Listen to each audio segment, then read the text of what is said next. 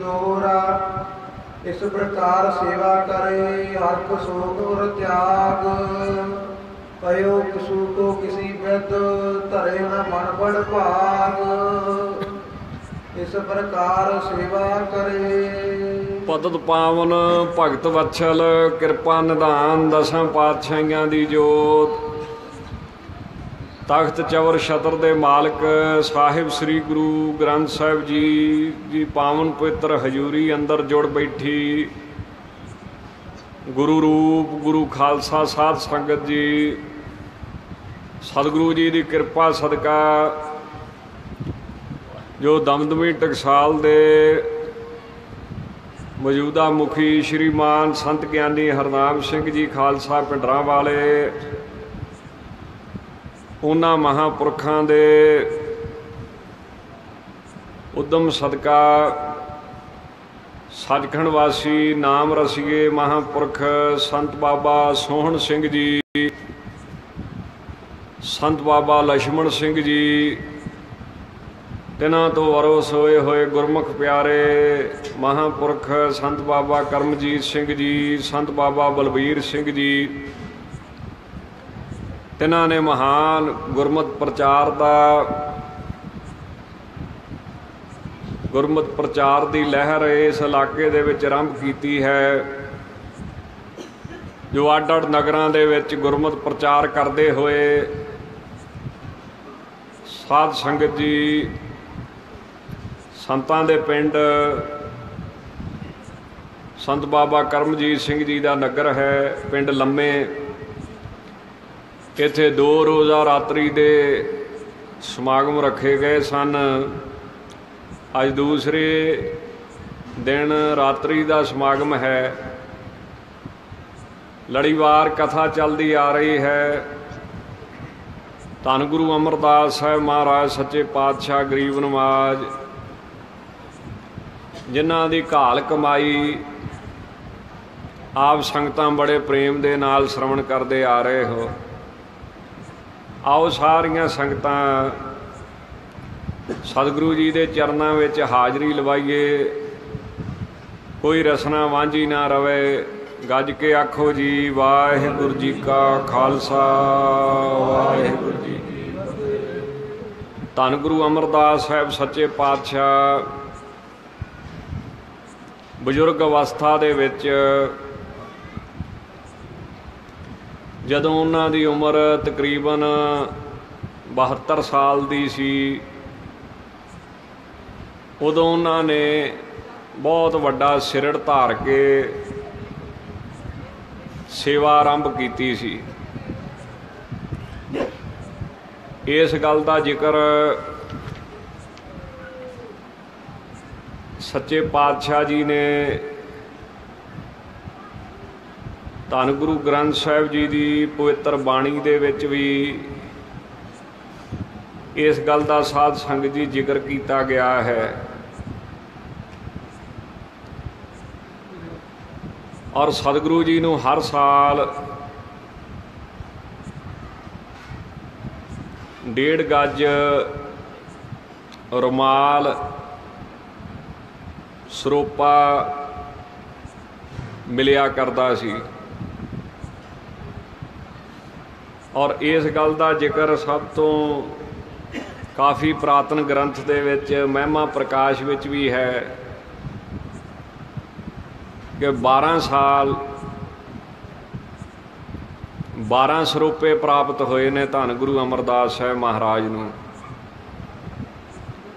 ते वो जिहड़े 12 सरोपे हैं ਉਹੀ ਉਹ ਆਪਣੇ सिर उत्ते दस्तार सजाउण वास्ते वरतते रहे हैं।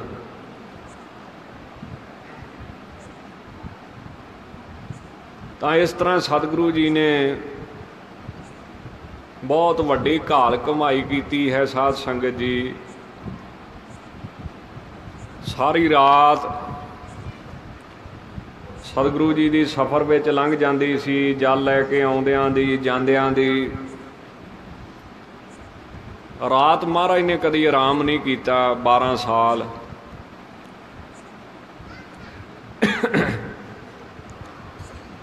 ਤੇ ਸਰੀਰ ਦਾ ਧਰਮ ਹੈ ਆਰਾਮ ਕਰਨਾ। ਦਿਨੇ ਕੁਝ ਥੋੜ੍ਹਾ ਬਹੁਤਾ ਕਰਦੇ ਰਹੇ ਹੋਣਗੇ, ਪਰ ਉਹ ਵੀ ਅੱਜ ਕੱਲ੍ਹ ਦੇ ਲੋਕਾਂ ਵਾਂਗ ਨਹੀਂ ਵੀ ਰਾਤ ਜਾਗਦੇ ਰਹੇ ਤੇ ਦਿਨੇ ਸਾਰੀ ਦਿਹਾੜੀ ਸੁੱਤੇ ਰਹੇ। ਕਿਤੇ ਘੜੀ, 1 ਘੜੀ, 2 ਘੜੀ, 1.5 ਘੜੀ, ਜਿੰਨਾ ਕੁ ਆਰਾਮ ਕੰਧ ਦੇ ਨਾਲ ਲੱਗ ਕੇ ਜਾਂ ਪੈ ਕੇ ਲੱਗ ਸਿੱਧਾ ਕਰਕੇ ਹੋ ਗਿਆ, ਉਹ ਕੀਤਾ ਹੋਊਗਾ ਮਹਾਰਾਜ ਨੇ। ਤਾਂ ਬਹੁਤ ਵੱਡੀ ਘਾਲਣਾ ਜਿਹੜੀ ਹੈ ਉਹ ਧੰਨ ਗੁਰੂ ਅਮਰਦਾਸ ਸਾਹਿਬ ਮਹਾਰਾਜ ਜੀ ਨੇ ਘਾਲੀ ਹੈ। ਅੱਜ ਸੇਵਾ ਤੋਂ ਖੁਸ਼ ਹੋ ਕੇ ਜਿਵੇਂ ਗੁਰੂ ਅੰਗਦ ਦੇਵ ਸਾਹਿਬ ਫਿਰ ਗੁਰੂ ਅਮਰਦਾਸ ਸਾਹਿਬ ਜੀ ਨੂੰ ਵਰ ਦੇਣਗੇ, ਉਹ ਪਾਵਨ ਪਵਿੱਤਰ ਇਤਿਹਾਸ ਆ ਰਿਹਾ ਹੈ। ਆਪ ਸੰਗਤਾਂ ਬੜੇ ਪ੍ਰੇਮ ਦੇ ਨਾਲ ਮਨ ਚਿਤ ਬਿਰਤੀ ਇਕਾਗਰ ਕਰਕੇ ਸੁਣਨ ਦਾ ਯਤਨ ਕਰੋ। ਇੱਕ ਵਾਰੀ ਸਾਰੀਆਂ ਸੰਗਤਾਂ ਰਸਨਾ ਕਰੋ, ਪਵਿੱਤਰ ਆਖੋ ਜੀ ਸਤਨਾਮ ਸ੍ਰੀ ਵਾਹਿਗੁਰੂ, ਸਤਨਾਮ ਸ੍ਰੀ ਵਾਹਿਗੁਰੂ। ਸਾਹਿਬ ਜੀ ਦੋਹਰਾ ਇਸ ਪ੍ਰਕਾਰ ਸੇਵਾ ਕਰੇ ਹਰਕ ਸੁਖ ਔਰ ਤਿਆਗ। ਧੰਨ ਗੁਰੂ ਅਮਰਦਾਸ ਸਾਹਿਬ ਜੀ ਨੇ ਇਸ ਤਰ੍ਹਾਂ ਸੇਵਾ ਕੀਤੀ ਹੈ, ਨਾ ਖੁਸ਼ੀ ਨਾ ਗਮੀ। ਬੜੇ ਬੜੇ ਲੋਕ ਉਹਨਾਂ ਨੂੰ ਗੱਲਾਂ ਵੀ ਕਰਦੇ ਰਹੇ ਹਨ, ਪਰ ਸਤਿਗੁਰੂ ਜੀ ਦੇ ਮਨ ਉੱਤੇ ਕੋਈ ਅਸਰ ਨਹੀਂ ਪਿਆ।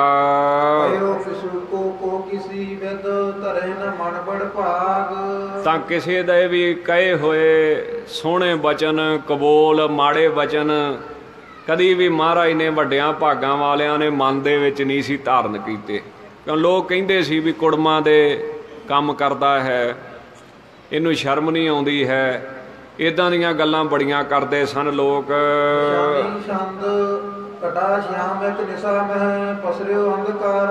ਇੱਕ ਦਿਨ ਸ਼ਾਮ ਨੂੰ ਕਾਲੇ ਬੱਦਲ ਚੜੇ ਹੋਏ ਹਨ, ਚਾਰੇ ਪਾਸੇ ਹਨੇਰਾ ਹੈ ਬੱਦਲਾਂ ਕਰਕੇ, ਤੇ ਕੋਈ ਕੋਈ ਬੂੰਦ ਵੀ ਬਰਖਦੀ ਹੈ ਤੇ ਬੜਾ ਚਿੱਕੜ ਕਰ ਦਿੱਤਾ ਹੈ ਮੀਂਹ ਨੇ। ਸਿਆਲਾਂ ਦੀ ਰੁੱਤ ਸੀ, ਸਿਆਲਾਂ ਦਾ ਸਮਾਂ ਸੀ, ਪਾਲਾ ਪੈਂਦਾ ਪਿਆ ਸੀ। ਸਾਰੇ ਆਪੋ ਆਪਣੇ ਸਰੀਰਾਂ ਨੂੰ ਸੰਕੋਚੀ ਫਿਰਦੇ ਸਨ, ਐਸੀ ਠੰਡ ਪੈਂਦੀ ਪਈ ਸੀ ਤਾਂ ਸਾਰੇ ਹੀ ਠੰਡ ਮਹਿਸੂਸ ਕਰਦੇ ਸਨ।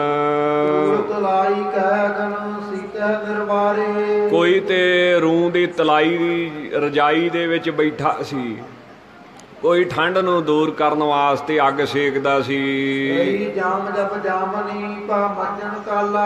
ਤਾਂ ਜਦੋਂ ਰਾਤ ਪਹਿਰ ਰਹਿ ਗਈ, ਸਵਾ ਪਹਿਰ ਰਹਿ ਗਈ ਜਾਂ ਪਹਿਰ ਰਾਤ ਰਹਿ ਗਈ, ਤਾਂ ਇਸ਼ਨਾਨ ਦਾ ਸਮਾਂ ਹੋਇਆ। ਤਾਂ ਮਹਾਰਾਜ ਦਾ ਇਸ਼ਨਾਨ ਦਾ ਸਮਾਂ ਅੰਮ੍ਰਿਤ ਵੇਲੇ ਪਹਿਰ ਰਾਤ ਰਹਿੰਦਿਆਂ ਕੋਈ 2 ਵਜੇ 2:30 ਵਜੇ ਮਹਾਰਾਜ ਜੀ ਸ੍ਰੀ ਗੁਰੂ ਅੰਗਦ ਦੇਵ ਸਾਹਿਬ ਜੀ ਦਾ ਇਸ਼ਨਾਨ ਕਰਾਇਆ ਜਾਂਦਾ ਸੀ। ਤਾਂ ਉਹ ਸਮੇਂ ਦੀ ਵਿਚਾਰ ਕਰਕੇ ਆਪ ਜੀ ਧੰਨ ਗੁਰੂ ਅਮਰਦਾਸ ਸਾਹਿਬ ਤੁਰ ਪਏ ਹਨ ਗਾਗਰ ਲੈ ਕੇ,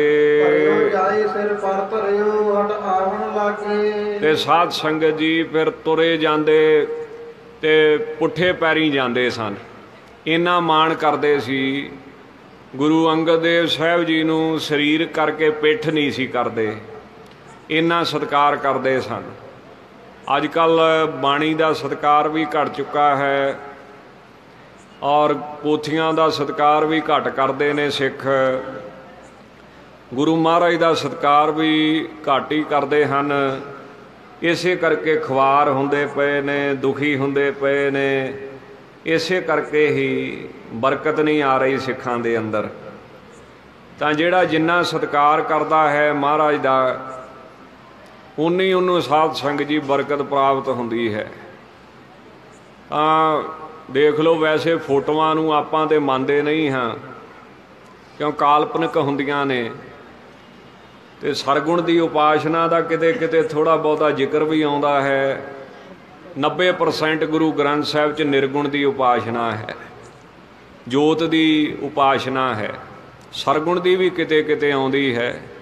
ਜਿਨ ਸੋਹਣੇ ਨੱਕ ਲੰਬੜੇ ਵਾਲਾ, ਸੋਹਣੇ ਨੱਕ ਜਿਨ ਲੰਬੜੇ ਵਾਲਾ, ਜਿਹਦਾ ਸੋਹਣਾ ਨੱਕ ਹੈ, ਬੜੇ ਲੰਬੇ ਕੇਸ ਹਨ। ਕਿਤੇ ਕਿਤੇ ਸਰੀਰ ਦਾ ਜ਼ਿਕਰ ਵੀ ਆਉਂਦਾ ਬਾਣੀ ਦੇ ਵਿੱਚ।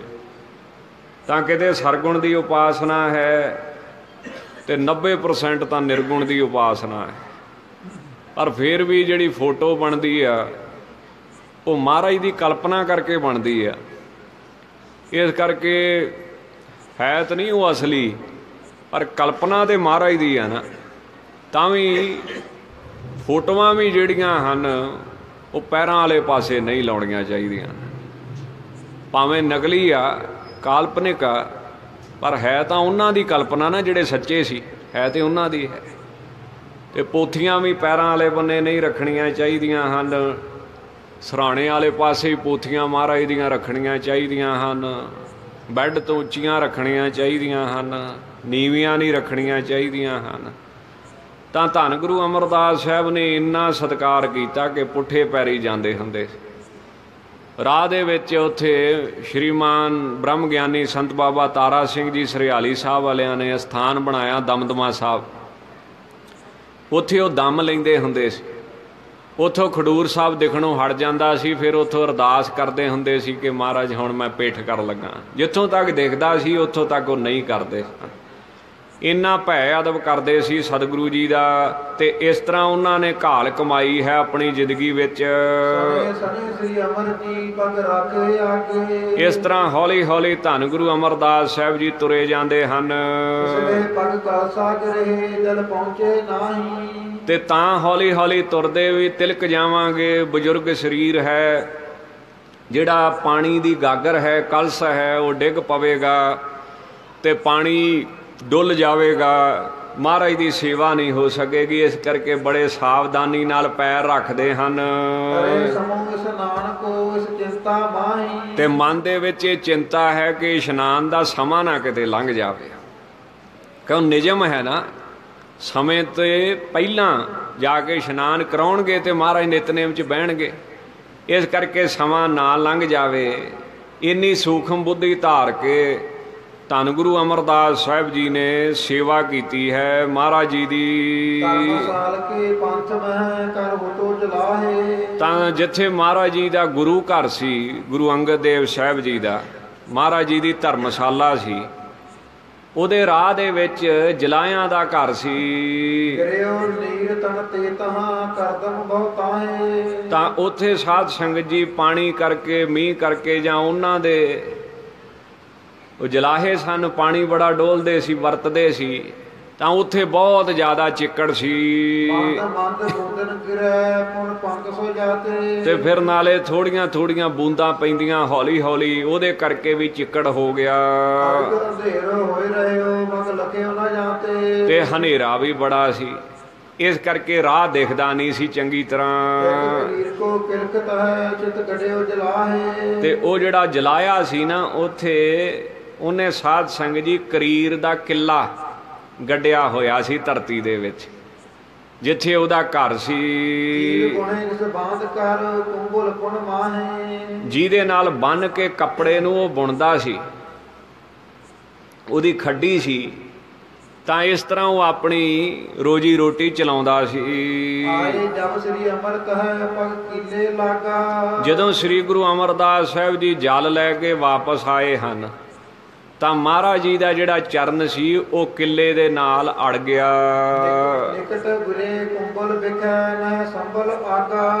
ਤੇ ਜਿਹੜੀ ਉਹ ਖੱਡੀ ਸੀ ਨਾ ਜਲਾਹੇ ਦੀ, ਉਹਦੇ ਵਿੱਚ ਮਹਾਰਾਜ ਜੀ ਡਿੱਗ ਪਏ। ਆਪਣੇ ਆਪ ਨੂੰ ਸੰਭਾਲ ਨਾ ਸਕੇ, ਬਿਰਧ ਸਰੀਰ ਸੀ ਸਤਿਗੁਰੂ ਜੀ ਦਾ।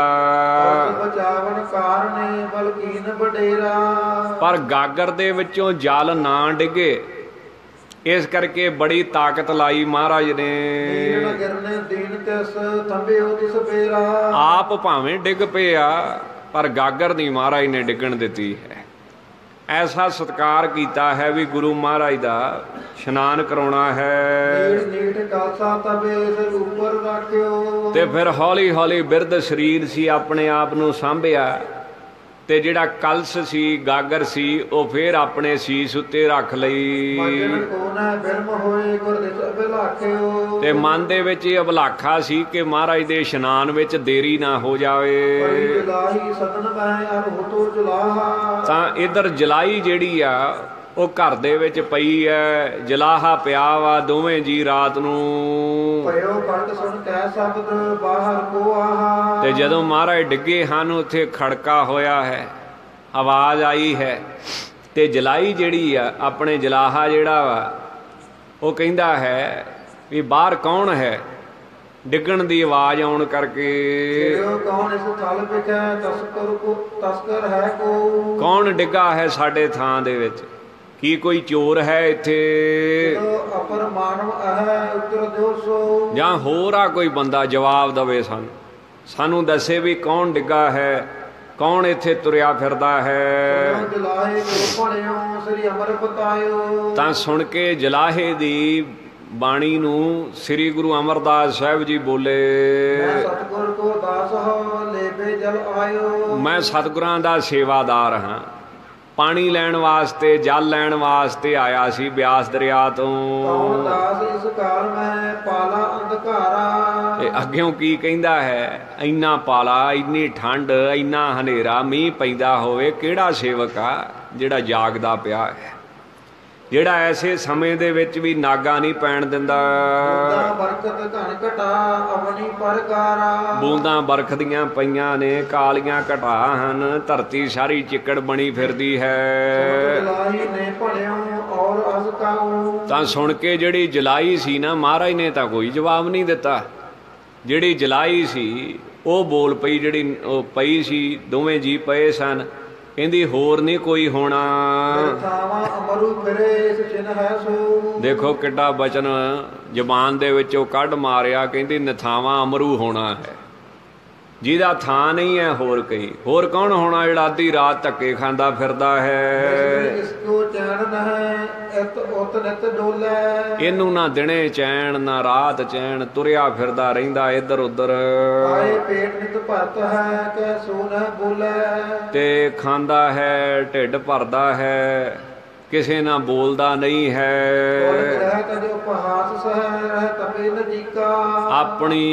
ਆਪਣਾ ਘਰ ਛੱਡ ਕੇ, ਆਪਣਾ ਪਰਿਵਾਰ ਛੱਡ ਕੇ ਲੋਕਾਂ ਤੋਂ ਹਾਸੀ ਠੱਠਾ ਮਖੌਲ ਸਹਾਰਦਾ ਹੈ। ਔਰ ਤਪਾ ਜੀ ਜਿਹੜੇ ਸ੍ਰੀ ਗੁਰੂ ਅੰਗਦ ਦੇਵ ਸਾਹਿਬ ਹਨ, ਉਹਨਾਂ ਦੇ ਪਾਸ ਰਹਿੰਦਾ ਹੈ। ਤੇ ਫਿਰ ਇਹਨੂੰ ਕੋਈ ਸ਼ਰਮ ਨਹੀਂ ਆ ਦੁਨੀਆ ਦੀ ਵੀ ਲੋਕ ਮੈਨੂੰ ਮਾੜਾ ਕਹਿੰਦੇ ਹਨ, ਕੋਈ ਚੰਗਾ ਬੋਲਦਾ, ਕੋਈ ਮਾੜਾ ਬੋਲਦਾ, ਕੋਈ ਅਸਰ ਨਹੀਂ ਹੈ ਇਹਦੇ ਉੱਪਰ। ਜਦੋਂ ਜਲਾਈ ਨੇ ਇਹ ਗੱਲ ਕਹੀ ਨਾ, ਤੇ ਫਿਰ ਸਤਿਗੁਰੂ ਸ੍ਰੀ ਗੁਰੂ ਅਮਰਦਾਸ ਸਾਹਿਬ ਜੀ ਜੋਸ਼ ਚ ਆ ਕੇ ਕਹਿਣ ਲੱਗੇ, ਮੈਂ ਨਥਾਵਾਂ ਨਹੀਂ ਹਾਂ।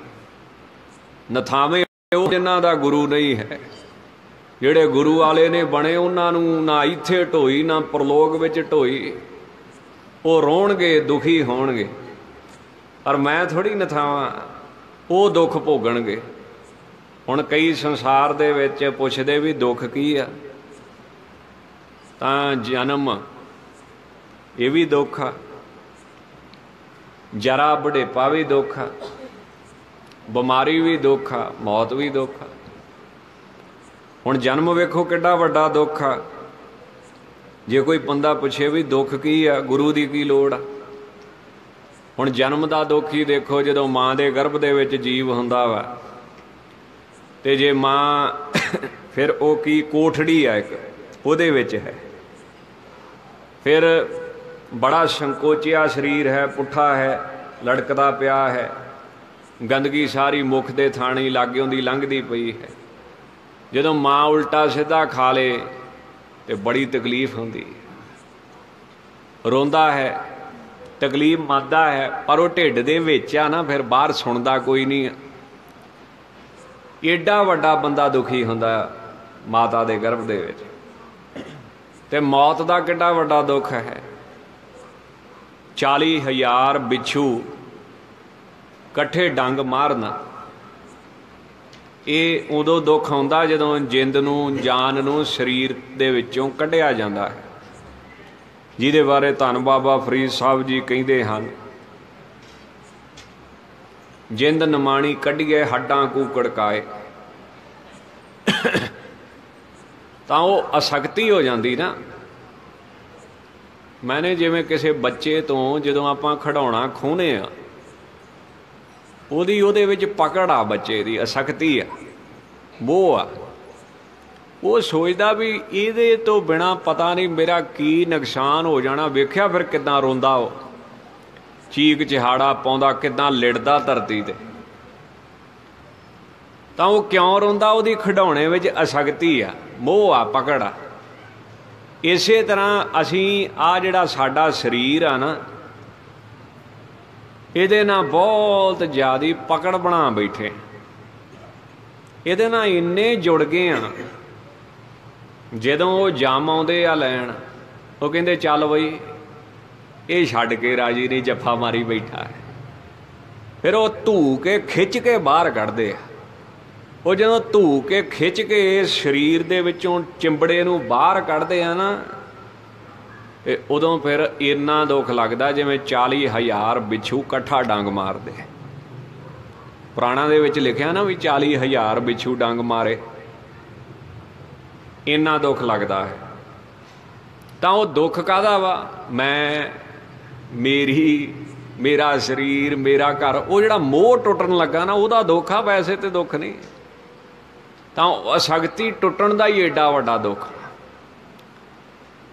ਪਰ ਜਿਹੜੇ ਸੰਤ ਨੇ, ਉਹਨਾਂ ਨੇ ਮਹਾਰਾਜ ਜੀ ਦੀ ਕਿਰਪਾ ਸਦਕਾ ਜਿਉਂਦੇ ਜੀ ਸਰੀਰ ਦੀ ਅਸਕਤੀ ਛੱਡੀ ਆ, ਸਰੀਰ ਦਾ ਮੋਹ ਛੱਡਿਆ ਵਾ, ਘਰ-ਬਾਰ ਜਾਇਦਾਦਾਂ ਦਾ ਮੋਹ ਛੱਡਿਆ ਹੈ।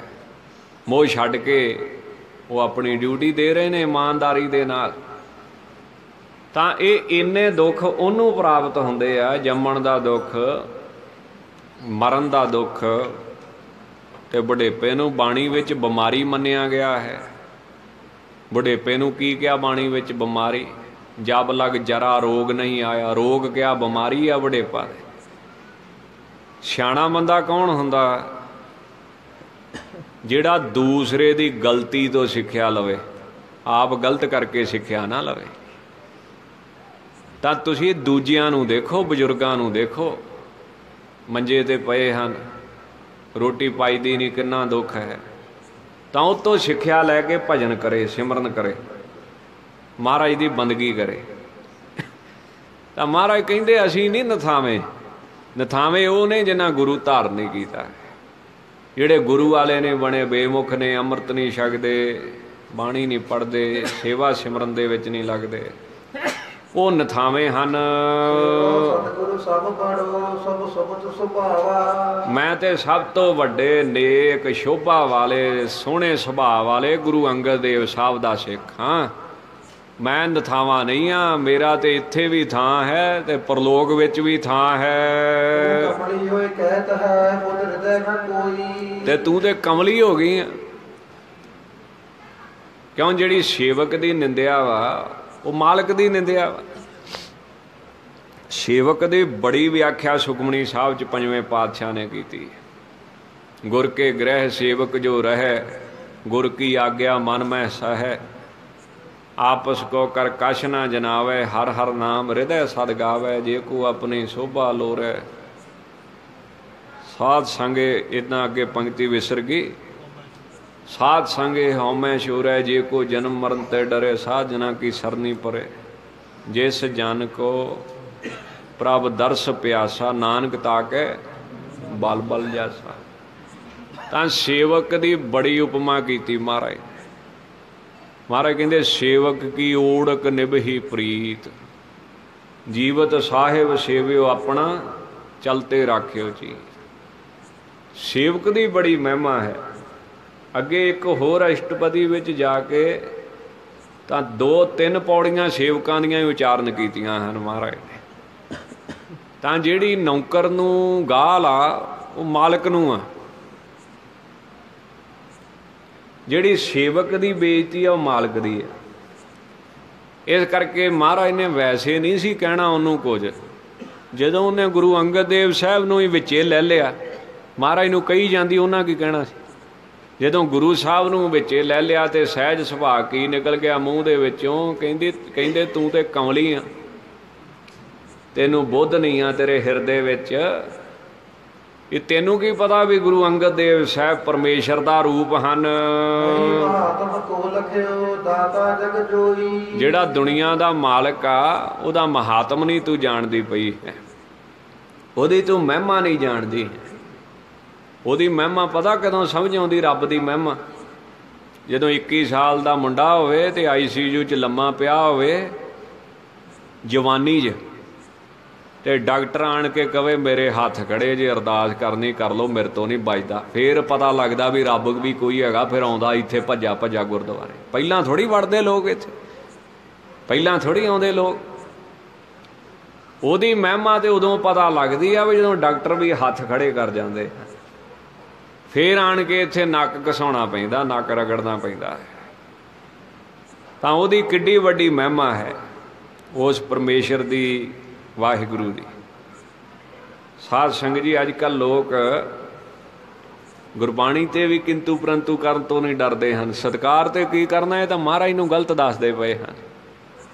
ਜਿਵੇਂ ਆ 2 ਦਿਨ ਦੀ ਗੱਲ ਕਿਸੇ ਨੇ ਕਹਿ ਦਿੱਤਾ, ਬਾਹਰ ਕੋਈ ਰਹਿੰਦਾ ਨਿਊਜ਼ੀਲੈਂਡ ਦੇ ਵਿੱਚ, ਉਹ ਕਹਿੰਦਾ ਵੀ ਜਿਹੜੀ ਗੁਰੂ ਹਰਕ੍ਰਿਸ਼ਨ ਸਾਹਿਬ ਨੂੰ ਗੱਦੀ ਦਿੱਤੀ ਆ ਨਾ, ਉਹ ਬਹੁਤ ਗਲਤ ਕੰਮ ਕੀਤਾ। ਨਹੀਂ ਫਿਰ ਹੁਣ ਧੀਰ ਮਲ ਨੂੰ ਦੇਣੀ ਸੀ, ਜਿਹੜਾ ਮਹਾਰਾਜ ਨੂੰ ਮਰਵਾਉਣ ਨੂੰ ਫਿਰਦਾ ਸੀ ਉਹਨੂੰ ਦੇਣੀ ਸੀ, ਜਿਹੜਾ ਮਹਾਰਾਜ ਦੇ ਹੁੰਦਿਆਂ ਹੀ ਗੱਦੀ ਲਾ ਕੇ ਬਹਿ ਗਿਆ ਸੀ। ਉਹ ਕਹਿੰਦਾ ਵੀ ਜਿਹੜਾ ਗੁਰੂ ਹਰਕ੍ਰਿਸ਼ਨ ਸਾਹਿਬ ਨੂੰ ਗੱਦੀ ਦੇਤੀ, ਉਹਨਾਂ ਦੀ ਉਮਰ ਛੋਟੀ ਸੀ, ਛੋਟਾ ਬੱਚਾ ਕੀ ਕਰ ਸਕਦਾ ਹੈ। ਇਹ ਗੁਰੂ ਹਰਿਰਾਏ ਸਾਹਿਬ ਨੇ ਬਹੁਤ ਵੱਡੀ ਗਲਤੀ ਕੀਤੀ। ਤੇ ਬਾਣੀ ਕੀ ਕਹਿੰਦੀ ਆ? ਕਰਤੇ ਕੀਮਤ ਕਰਤਾ ਜਾਣੇ, ਕਹਿ ਜਾਣੇ ਗੁਰਸੂਆ। ਬਾਣੀ ਕੀ ਕਹਿੰਦੀ ਆ? ਸਾਰੀ ਦੁਨੀਆ ਗਲਤੀ ਕਰ ਸਕਦੀ, ਗੁਰੂ ਨਹੀਂ ਗਲਤੀ ਕਰ ਸਕਦਾ। ਭੁੱਲਣ ਅੰਦਰ ਸਭ ਕੋ, ਅਭੁੱਲ ਗੁਰੂ ਕਰਤਾ। ਗੁਰੂ ਨਹੀਂ ਕਦੀ ਗਲਤ ਕਰ ਸਕਦਾ ਹੈ, ਸਾਰਾ ਸੰਸਾਰ ਗਲਤ ਕਰ ਸਕਦਾ ਹੈ। ਆ ਹੁਣ ਲੋਕ ਨਾ, ਜੇ ਕਿਸੇ ਨੂੰ ਕਹੀਏ ਨਾ ਵੀ ਅੰਮ੍ਰਿਤ ਛਕ, ਬਾਣੀ ਪੜ੍ਹਿਆ ਕਰ, ਤੇਰੇ ਕੰਮ ਆਊਗੀ, ਕਹਿੰਦਾ ਅਗਲੀ ਦੁਨੀਆ ਵੇਖੀ ਗਏ ਨੇ। ਕਹਿੰਦੇ ਕਿ ਨਹੀਂ ਕਹਿੰਦੇ? ਆਪਾਂ ਆ ਜਗ ਮਿੱਠਾ ਅਗਲਾ ਕਿਨ ਡਿੱਠਾ, ਕਹਿੰਦੇ ਕਿ ਨਹੀਂ ਕਹਿੰਦੇ? ਸਾਰੇ ਕਹਿੰਦੇ। ਪਰ ਇਸ ਗੱਲ ਨੂੰ ਜੋ ਗੁਰਬਾਣੀ ਵਿੱਚ ਲਿਖਿਆ, ਚਲੋ ਮੈਂ ਇੱਕ ਛੋਟੀ ਜੀ ਦਲੀਲ ਤੁਹਾਡੇ ਨਾਲ ਸਾਂਝੀ ਕਰਦਾ। ਤੁਸੀਂ ਬੱਚੇ ਨੂੰ ਕਹਿੰਦੇ ਆ, ਨਿਆਣੇ ਨੂੰ ਕਹਿੰਦੇ ਅੱਜ ਤੂੰ ਸੈਕਰੀਫਾਈਸ ਕਰ ਲਾ, ਅੱਜ ਤੂੰ ਮਿਹਨਤ ਕਰ ਲਾ, ਤੇ ਕੱਲ ਨੂੰ ਤੂੰ ਇੰਜੋਏ ਕਰੀ, ਫਿਰ ਸੁਖੀ ਰਵੇਂ। ਕਹਿੰਦੇ ਕਿ ਨਹੀਂ ਕਹਿੰਦੇ? ਆ ਜਿੰਨੇ ਆ ਨਿਆਣੇ ਬੈਠੇ ਆ, ਇਹ ਪਿਓ ਕੀ ਕਹਿੰਦੇ ਆ, ਮਾਂ ਕੀ ਕਹਿੰਦੀ? ਪੁੱਤ ਪੜ੍ਹ ਲਾ, ਭਾਈ ਸਾਰੀ ਉਮਰ ਖੇਡਣਾ ਹੀ ਆ। ਤੇ ਜੇ ਉਹ ਅੱਗੇ ਕਵੇ ਵੀ ਸਾਰੀ ਉਮਰ ਵੇਖੀ ਆ, ਕੀ ਗਰੰਟੀ ਆ? ਤੇ ਫਿਰ ਪਿਓ ਨੇ ਤੇ ਘਸੁੰਨ ਫੇਰ ਹੀ ਲੈਣਾ ਨਾ, ਤੇ ਮਾਂ ਨੇ ਵੀ ਅੰਦਰ ਵਾੜ ਕੇ ਛੱਡ ਹੀ ਲੈਣੀਆਂ ਨਾ। ਫਿਰ ਹਾਲਾਂਕਿ ਮਾਂ ਦਾ ਮੋਹ ਜ਼ਿਆਦਾ ਹੁੰਦਾ, ਉਹ ਕਈ ਗਲਤੀਆਂ ਦੇ ਪਰਦਾ ਪਾ ਜਾਂਦੀ ਹੈ। ਤੁਸੀਂ ਇੱਕ ਬੱਚੇ ਨੂੰ ਕਹਿੰਦੇ ਆ, ਆਪ ਜਿਹੜੇ ਕਹਿੰਦੇ ਨਾ ਅਗਲੀ ਦੁਨੀਆ ਕੋਈ ਨਹੀਂ, ਉਹ ਆਪਦੇ ਨਿਆਣੇ ਨੂੰ ਪਤਾ ਕੀ ਕਹਿੰਦੇ ਆ? ਅੱਜ ਪੜ੍ਹ ਲਾ, ਕੱਲ ਸੁਖੀ ਵਸੇਗਾ। ਤੇ ਬੰਦਾ ਪੁੱਛੇ ਵੀ ਤੂੰ ਕੱਲ ਵੇਖਿਆ ਵਾ? ਆ ਜਿੰਨੇ ਨਾਸਤਕ ਆਪਦੇ ਨਿਆਣਿਆਂ ਨੂੰ ਇਦਾਂ ਕਹਿ ਕੇ ਪੜ੍ਹਾਉਂਦੇ, ਨਾਲੇ ਕਹਿੰਦੇ ਕੱਲ ਹੈ। ਅੱਜ ਕਿੰਨੀ ਤਰੀਕ ਆ? ਆਪਣੇ 22 ਤਰੀਕ ਅੱਜ ਹੈ ਨਾ। ਕੱਲ ਕਿੰਨੀ ਸੀ? 21। ਜਿੱਦਣ 21 ਸੀ ਤੇ ਅੱਜ ਵਾਲਾ ਦਿਨ ਕੀ ਸੀ? ਕੱਲ ਹੈ ਸੀ ਕਿ ਨਹੀਂ? ਅੱਜ 22 ਬਣਿਆ ਕਿ ਨਹੀਂ, ਆਇਆ ਕਿ ਨਹੀਂ? ਤਾਂ ਜ਼ਰੂਰੀ ਨਹੀਂ ਆ ਵੀ ਜਿਹੜੀ ਚੀਜ਼ ਤੁਹਾਨੂੰ ਦਿਖਦੀ ਨਹੀਂ ਆ, ਅਜੇ ਆਈ ਨਹੀਂ ਆ, ਤੁਸੀਂ ਵੇਖੀ ਨਹੀਂ, ਉਹ ਹੁੰਦੀ ਨਹੀਂ ਆ ਦੁਨੀਆ ਦੇ ਵਿੱਚ। ਕੱਲ ਜਿਹੜਾ ਹੈ ਉਹ ਅੱਜ ਜ਼ਰੂਰ ਬਣਦਾ ਵਾ, ਵਰਤਮਾਨ ਬਣਦਾ ਵਾ। ਤੇ ਮੈਂ ਤਾਂ ਇੱਕ ਸੌਖੀ ਜੀ ਦਲੀਲ ਦਿੰਦਾ, ਇਹਨਾਂ ਨੂੰ ਪੁੱਛਦਾ ਜਿੰਨੇ ਨਾਸਤਕ ਟੋਲੇ ਆ ਵੀ ਅਗਲੀ ਦੁਨੀਆ ਹੈ ਨਹੀਂ, ਤੇ ਤੁਸੀਂ ਨਿਆਣਿਆਂ ਨੂੰ ਅਗਲਾ ਲਾਰਾ ਕਿਉਂ ਲਾਉਨੇ ਆ?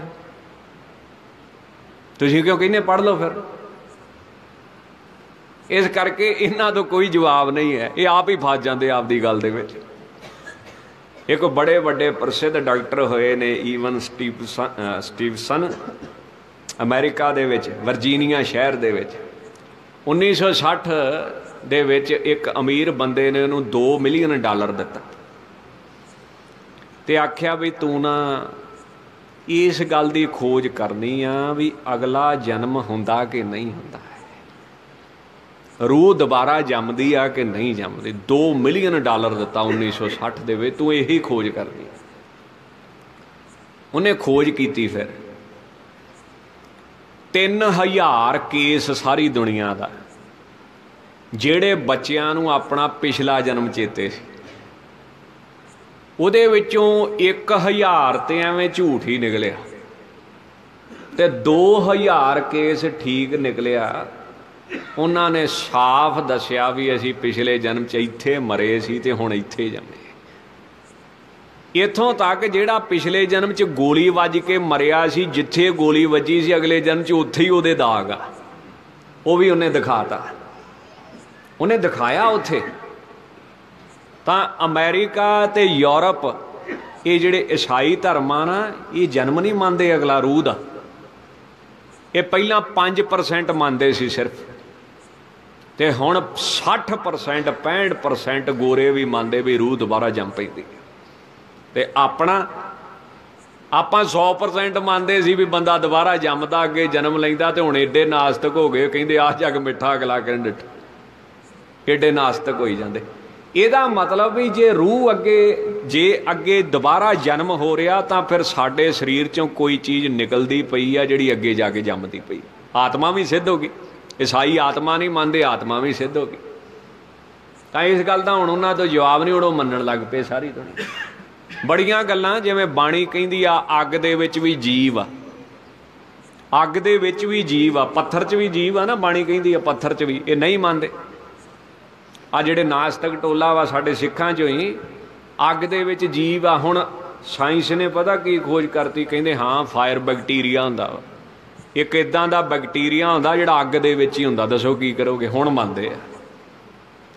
ਤੇ ਜਿੱਥੇ ਹਵਾ ਨਹੀਂ ਆਉਂਦੀ, ਆਕਸੀਜਨ ਘੱਟ ਆ, ਉਹਦਾ ਬੈਕਟੀਰੀਆ ਵੱਖਰਾ ਹੁੰਦਾ ਵਾ ਜਿਹੜਾ ਘੱਟ ਆਕਸੀਜਨ 'ਚ ਪੈਦਾ ਹੁੰਦਾ ਵਾ। ਹੁਣ ਮੰਨਦੇ ਆ। ਤੇ ਪਹਿਲਾਂ ਦੇਖ ਲਓ ਤੁਸੀਂ, ਬਾਈਬਲ ਦੇ ਵਿੱਚ ਕੀ ਲਿਖਿਆ ਵੀ ਧਰਤੀ ਚਪਟੀ ਆ,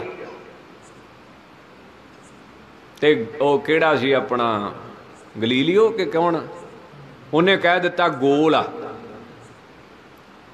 ਉਹਨੂੰ ਮਾਰਤਾ, ਜਿਉਂਦੇ ਨੂੰ ਸਾੜ ਦਿੱਤਾ ਗਿਆ ਵੀ ਤੂੰ ਸਾਡੀ ਬਾਈਬਲ ਦੇ ਉਲਟ ਬੋਲਦਾ। ਪਰ ਅੱਜ ਸਾਰੀ ਦੁਨੀਆ ਜਾਣਦੀ ਵੀ ਧਰਤੀ ਗੋਲ ਆ। ਸ਼ਾਸਤਰਾਂ ਵਿੱਚ ਕੀ ਲਿਖਿਆ? ਭੂਗੋਲ, ਭੂ-ਗੋਲ, ਧਰਤੀ ਗੋਲ ਆ। ਭੂਗੋਲ ਵਿਗਿਆਨ ਵੀ ਕਹਿ ਦਿੰਦੇ ਨਾ, ਉਹ ਕਿਹੜੀ ਪੜ੍ਹਾਈ ਹੁੰਦੀ ਅੰਗਰੇਜ਼ੀ, ਜਿਹਦਾ ਨਾਂ ਸ਼ਾਇਦ ਵੱਖਰਾ ਹੁੰਦਾ, ਉਹਨੂੰ ਭੂਗੋਲ ਵਿਗਿਆਨ ਵੀ ਕਹਿ ਦਿੰਦੇ। ਜਿਓਗ੍ਰਾਫੀ ਹੁੰਦੀ ਕਿ ਪਤਾ ਨਹੀਂ ਕਿਹੜੀ ਹੁੰਦੀ, ਭੂਗੋਲ ਵਿਗਿਆਨ ਜਿਓਗ੍ਰਾਫੀ ਹੁੰਦੀ ਆ। ਇਹ ਪੜ੍ਹਦਾ ਕਹਿੰਦਾ ਜਿਓਗ੍ਰਾਫੀ ਹੁੰਦੀ। ਤਾਂ ਉਹਦਾ ਮਤਲਬ ਗੋਲ ਆ, ਧਰਤੀ ਗੋਲ ਆ।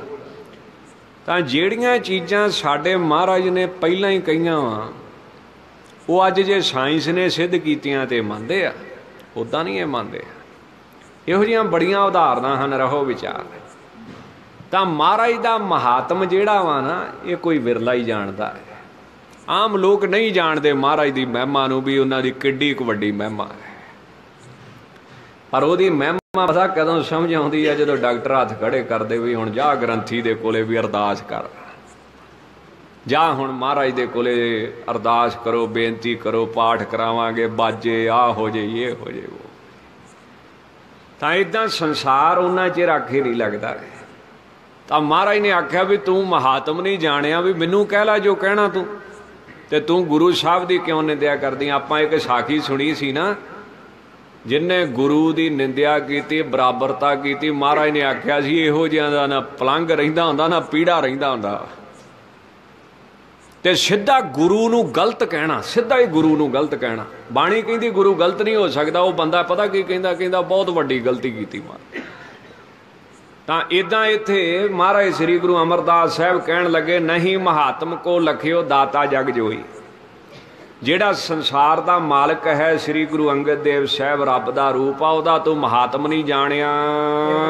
ਸਿਰ ਪਰ ਕਲਸ ਲੈ ਆਏ ਨਿਜ ਥਾਨਾ। ਏਦਾਂ ਬਚਨ ਕਰਕੇ ਮੋੜ ਆਏ ਨੇ ਤੇ ਸਿਰ ਉੱਤੇ ਮਹਾਰਾਜ ਦੇ ਗਾਗਰ ਚੁੱਕੀ ਹੋਈ ਹੈ।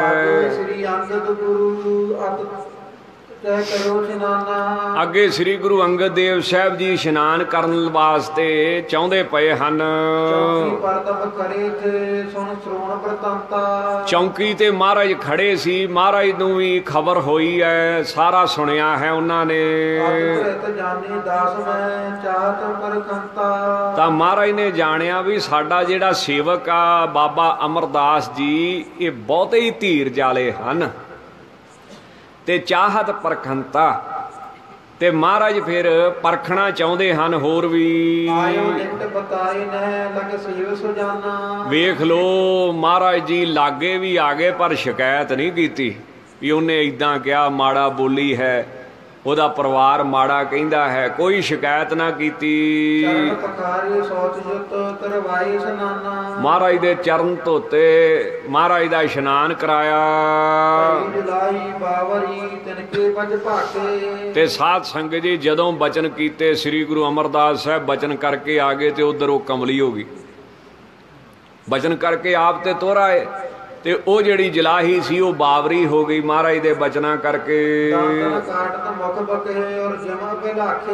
ਉਹ ਦੰਦ ਵੱਢਦੀ ਹੈ, ਮੁਖ ਤੋਂ ਊਟ ਪਟਾਂਗ ਵਗਦੀ ਹੈ, ਜਿਵੇਂ ਉਹਦੀ ਇੱਛਾ ਹੁੰਦੀ ਹੈ ਉਵੇਂ ਉਹ ਕਰਦੀ ਹੈ। ਪਾਗਲ ਹੋ ਗਈ ਆ, ਕੱਪੜੇ ਪਾੜ ਲਏ ਹਨ। ਅੰਮ੍ਰਿਤ ਵੇਲਾ ਹੋਇਆ, ਰਾਤ ਬਤੀਤ ਹੋਈ, ਦਿਨ ਚੜਿਆ, ਸਤਿਗੁਰੂ ਜੀ ਨੇ ਸਭ ਕੁਝ ਜਾਣਿਆ। ਸ੍ਰੀ ਗੁਰੂ ਅਮਰਦਾਸ ਸਾਹਿਬ ਜੀ ਨੂੰ ਕਿਸੇ ਸੇਵਕ ਨੂੰ ਕਹਿ ਕੇ ਆਪਣੇ ਪਾਸ ਬੁਲਾਇਆ। ਆਣ ਕੇ ਚਰਨਾਂ ਤੇ ਨਮਸਕਾਰ ਕੀਤੀ, ਹੱਥ ਜੋੜ ਕੇ ਪਿੱਛੇ ਹੋ ਕੇ ਖੜੇ ਹੋ ਗਏ ਔਰ ਮਹਾਰਾਜ ਦੇ ਦਰਸ਼ਨ ਕਰਦੇ ਪਏ ਹਨ। ਦਰਸ਼ਨ ਕਰਦਿਆਂ ਉਹਨਾਂ ਦੇ ਅੰਦਰ ਪ੍ਰੇਮ ਵੱਧਦਾ ਜਾ ਰਿਹਾ ਹੈ। ਹੁਣ ਮਹਾਰਾਜ ਤਾਂ ਜਾਣੀ ਜਾਣ ਸੀ ਸ੍ਰੀ ਗੁਰੂ ਅੰਗਦ ਦੇਵ ਸਾਹਿਬ। ਉਹ ਕਹਿਣ ਲੱਗੇ, ਭਾਈ ਰਾਤ ਕੀ ਗੱਲ ਹੋਈ ਆ ਤੇਰੇ ਨਾਲ? ਜਦੋਂ ਰਾਤੀ ਗਾਗਰ ਭਰ ਕੇ ਲਿਆਇਆ ਸੀ ਜਲਦੀ, ਤੇ ਕਿਹੜਾ ਕਿਸ ਤਰ੍ਹਾਂ ਬੋਲਿਆ ਸੀ ਤੈਨੂੰ? ਹੱਥ ਜੋੜ ਕੇ ਬੇਨਤੀ ਕੀਤੀ, ਤੁਸੀਂ ਜਾਣਦੇ ਹੋ ਹਿਰਦੇ ਦੀ, ਤੁਸੀਂ ਮਾਲਕ ਹੋ, ਸੁਆਮੀ ਹੋ, ਸੰਸਾਰ ਦੇ ਦਾਤੇ ਹੋ, ਬਿਨਾਂ ਕਹੇ ਸਭ ਕੁਝ ਜਾਣਦੇ ਹੋ। ਤੁਹਾਡੇ ਤੋਂ ਕੁਝ ਲੁਕਿਆ ਨਹੀਂ, ਆਪ ਜੀ ਸਭ ਕੁਝ ਜਾਣਦੇ ਹੋ। ਤੇ ਮੈਂ ਡਰਦਾ ਹਾਂ ਵੀ ਮੇਰੇ ਤੋਂ ਹੋਰ ਤਰ੍ਹਾਂ ਨਾ ਦੱਸਿਆ ਜਾ ਸਕੇ, ਕਿਤੇ ਉਹਨਾਂ ਦਾ ਨੁਕਸਾਨ ਨਾ ਹੋ ਜੇ। ਸੁਣ ਕੇ ਸ੍ਰੀ ਗੁਰੂ ਅੰਗਦ ਦੇਵ ਸਾਹਿਬ ਨੇ ਜਲਾਹੇ ਨੂੰ ਸੱਦ ਲਿਆ। ਨਾਲ ਉਹ ਜਲਾਹੀ ਨੂੰ ਵੀ ਲੈ ਕੇ ਆਇਆ ਤੇ ਮਹਾਰਾਜ ਜੀ ਦੇ ਪਾਸ ਖੜੇ ਹੋ ਗਏ। ਤਾਂ ਜਿਹੜੀ ਜਲਾਈ ਸੀ, ਜਦੋਂ ਗੁਰੂ ਅੰਗਦ ਦੇਵ ਸਾਹਿਬ ਦੇ ਦਰਸ਼ਨ ਕੀਤੇ ਤੇ ਉਹਨੂੰ ਆਪਣੇ ਸਰੀਰ ਦੀ ਸੁੱਧ ਵਾਪਸ ਆਈ। ਸ੍ਰੀ ਗੁਰੂ ਅੰਗਦ ਦੇਵ ਸਾਹਿਬ ਪੁੱਛਦੇ ਨੇ ਕਿ ਸਾਨੂੰ ਸੱਚ ਸੱਚ ਦੱਸੋ, ਰਾਤ ਕੀ ਗੱਲ ਹੋਈ ਆ? ਸਾਨੂੰ ਕੋਈ ਵੀ ਲੁਕੋ ਕੇ ਨਹੀਂ ਰੱਖਣਾ, ਸਾਰੀ ਗੱਲ ਸੁਣਾ ਦਿਓ। ਇੱਥੇ ਵੀ ਦੁਖੀ ਹੋਗੇ ਤੇ ਪਰਲੋਕ ਵਿੱਚ ਵੀ ਦੁੱਖ ਪਾਓਗੇ ਜੇ ਇੱਥੇ ਝੂਠ ਮਾਰੋਗੇ ਜਾਂ ਲੁਕੋ ਕੇ ਗੱਲ ਰੱਖੋਗੇ। ਸੁਣ ਕੇ ਜਲਾਹੇ ਨੇ ਭੈ ਧਾਰਨ ਕੀਤਾ ਕਿ ਇਹਨਾਂ ਦੇ ਬਚਨ ਪੂਰੇ ਹੁੰਦੇ ਹਨ। ਤਾਂ ਮੈਂ ਕਿਤੇ ਦੁੱਖ ਨਾ ਪਾ ਲਵਾਂ, ਗੱਲ ਲੁਕਾਉਂਦਾ ਜਾਂ ਝੂਠ ਬੋਲਦਾ ਜਾਂ ਗੱਲ ਬਦਲਦਾ। ਇਸ ਤਰ੍ਹਾਂ ਸਮਝ ਕੇ ਫਿਰ ਸੱਚ ਬੋਲਿਆ ਸੀ ਜਲਾਏ ਨੇ। ਇਹ ਗੁਰੂ ਅੰਗਦ ਦੇਵ ਸਾਹਿਬ ਜੀ ਮਹਾਰਾਜ, ਮੈਂ ਪੁੱਛਿਆ ਵੀ ਕਾਹਦਾ ਖੜਾਕ ਹੋਇਆ ਇਸ ਟਾਈਮ ਬਾਹਰ? ਮੇਰੀ ਘਰ ਵਾਲੀ ਜਾਗਦੀ ਪਈ ਸੀ ਤਾਂ ਉਹਨੇ ਉਸ ਸਮੇਂ ਇਹ ਬਚਨ ਕੀਤਾ। ਬੋਲੀ ਆ ਸੁਣ ਕੇ ਤੇ ਮਨ ਦੇ ਨਾਲ ਪਰਖ ਕੇ ਕਿ ਇਹ ਅਮਰੂ ਨਥਾਵਾਂ ਹੈ। ਪਰ ਤੁਹਾਡੇ ਦਾਸ ਬਾਬਾ ਅਮਰਦਾਸ ਸਾਹਿਬ ਜੀ ਮਹਾਰਾਜ, ਜਿਹੜੇ ਬਾਅਦ ਚ ਆਪਣੇ ਤੀਸਰੇ ਗੁਰੂ ਬਣੇ, ਜਲਾਇਆ ਕਹਿੰਦਾ ਉਹਨਾਂ ਦੇ ਮੁਖੋਂ ਬਚਨ ਨਿਕਲ ਗਿਆ ਕਿ ਬਾਬਰੀ ਪਾਗਲ ਹੈ, ਇਸ ਤਰ੍ਹਾਂ ਬਚਨ ਕੀਤਾ ਹੈ। ਦੇਖੇ ਸਦ ਭਈ ਅਬ ਰਾਵਰ ਪਾਸੀ। ਸੱਚੇ ਪਾਤਸ਼ਾਹ ਇਹ ਕਮਲੀ ਹੋ ਗਈ ਰਾਤ ਦੀ, ਤੇ ਹੁਣ ਜਦੋਂ ਤੁਹਾਡੇ ਦਰਸ਼ਨ ਕੀਤੇ ਆ ਤੇ ਇਹਨੂੰ ਸ਼ੁੱਧ ਬੁੱਧ ਵਾਪਸ ਆਈ ਹੈ। ਸਭ ਕਹਿ ਜਿਮ ਸੁਨ ਹਮ ਤਰਾਸੀ। ਤਾਂ ਸੱਚੇ ਪਾਤਸ਼ਾਹ ਜੀ ਇਹ ਜਿੱਦਾਂ ਬਚਨ ਕੀਤੇ ਸਭ ਉਸੇ ਤਰ੍ਹਾਂ ਪੂਰੇ ਹੋਏ ਨੇ। ਇਹ ਸੁਣ ਕੇ ਦੇਖ ਕੇ ਅਸੀਂ ਡਰ ਗਏ ਆ ਬਹੁਤ ਜ਼ਿਆਦੇ। ਫਿਰ ਸ੍ਰੀ ਗੁਰੂ ਅਮਰਦਾਸ ਸਾਹਿਬ ਨੂੰ ਗੁਰੂ ਅੰਗਦ ਦੇਵ ਸਾਹਿਬ ਪੁੱਛਦੇ, ਭਾਈ ਪੁਰਖਾ ਇਸੇ ਤਰ੍ਹਾਂ ਹੀ ਹੋਈ ਆ ਤੇਰੇ ਨਾਲ ਰਾਤ? ਤਾਂ ਹੱਥ ਜੋੜ ਕੇ ਬੇਨਤੀ ਕਰਨ ਲੱਗੇ ਗੁਰੂ ਅਮਰਦਾਸ ਸਾਹਿਬ, ਮਹਾਰਾਜ ਜੀ ਇਹਨਾਂ ਨੇ ਮੈਨੂੰ ਨਥਾਵਾਂ ਆਖਿਆ ਸੀ, ਇਹ ਸੱਚੀ ਗੱਲ ਇਹਨਾਂ ਦੱਸੀ ਹੈ। ਵੇਖ ਲੋ ਸੰਤਾਂ ਦਾ ਸਾਧੂਆਂ ਦਾ ਸੁਭਾਅ ਹੁੰਦਾ ਹੈ, ਮਹਾਂਪੁਰਖਾਂ ਦਾ ਸਤਿਗੁਰੂ ਜੀ ਦਾ, ਕਿ ਅਗਲੇ ਦਾ ਨੁਕਸਾਨ ਨਾ ਹੋ ਜੇ ਕੋਈ। ਤਾਂ ਕਹਿੰਦੇ ਜੀ ਜਿੰਨਾ ਚਿਰ ਅਸੀਂ ਆਪਣੇ ਸਰੀਰ ਵਿੱਚ ਆਤਮਾ ਦੀ ਖੋਜ ਨਹੀਂ ਕਰਦੇ ਸਭ ਨਥਾਵਾਂ ਹੀ ਹਨ। ਜਿੰਨਾ ਚਿਰ ਸਾਡਾ ਮਨ ਸੁਰਤ ਬਿਰਤ ਥਾਂ ਨਹੀਂ ਪਾ ਲੈਂਦੀ ਹੈ, ਆਤਮ ਸਰੂਪ ਘਰ ਨਹੀਂ ਲੱਭ ਲੈਂਦੀ, ਟਿਕਾਣਾ ਨਹੀਂ ਪਾ ਲੈਂਦੀ, ਉਨੇ ਚਿਰ ਸਾਰੇ ਨਥਾਵਾਂ ਹੀ ਹਨ। ਉਹਨਾਂ ਚਿਰ ਕਿਸੇ ਦੇ ਪੱਲੇ ਕੁਝ ਵੀ ਨਹੀਂ ਜਿੰਨਾ ਚਿਰ ਸਰੀਰ ਵਿੱਚੋਂ ਆਤਮਾ ਦੀ ਖੋਜ ਨਹੀਂ ਕਰਦੇ।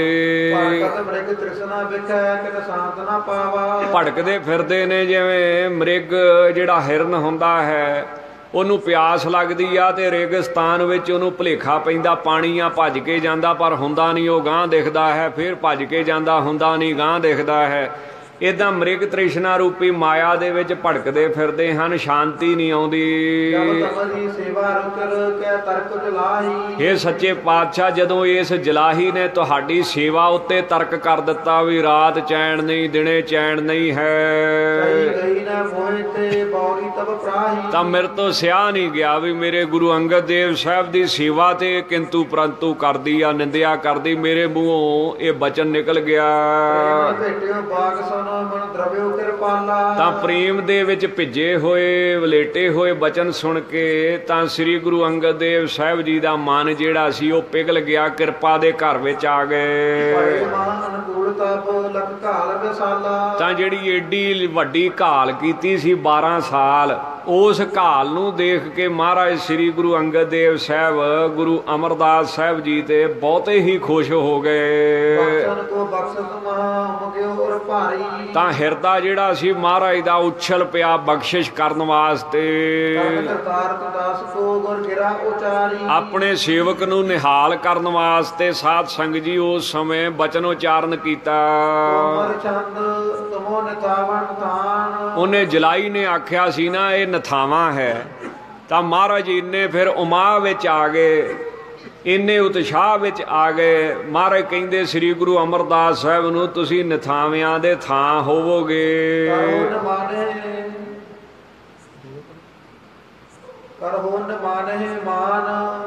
ਤੁਸੀਂ ਨਿਮਾਣਿਆਂ ਦੇ ਮਾਣ ਹੋਵੋਗੇ। ਔਰ ਜਿਨ੍ਹਾਂ ਦਾ ਓਟ ਕੋਈ ਆਸਰਾ ਨਹੀਂ ਹੋਊਗਾ ਉਹਨਾਂ ਦਾ ਤੁਸੀਂ ਆਸਰਾ ਹੋਵੋਗੇ, ਨਿਆਸਰਿਆਂ ਦੇ ਆਸਰੇ।